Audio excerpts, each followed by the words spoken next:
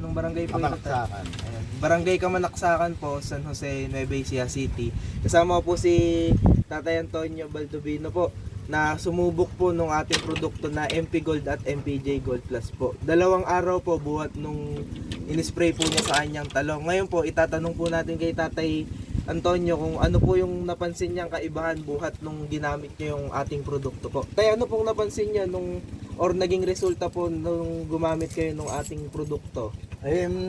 Nung ginamit namin yon, natuwa nga ako dahil ako nga, ang alam ko, mamatay na yung talong eh. Ngayon biglang nag-usbong, tapos naglabasan pa yung mga bulaklak. Opo. Tapos nawala yung mga kulot-kulot niyang dahon na parang yung tawag dito, punggos yung. Opo.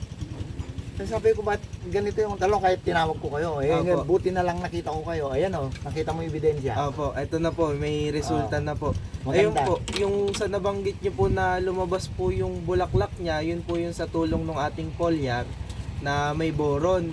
Yung sa nawala naman po yung fungus, yun naman po yung tulong ng ating biofertilizer.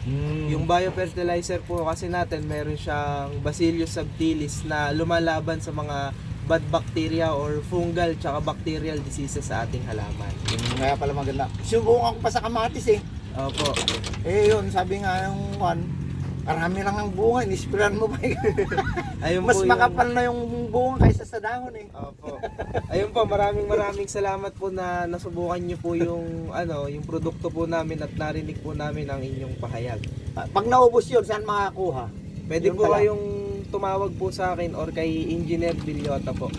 Okay, sige. Okay po. Kasi pag naubos talagang nakukuha pa. MPPK Agri-Venturing ko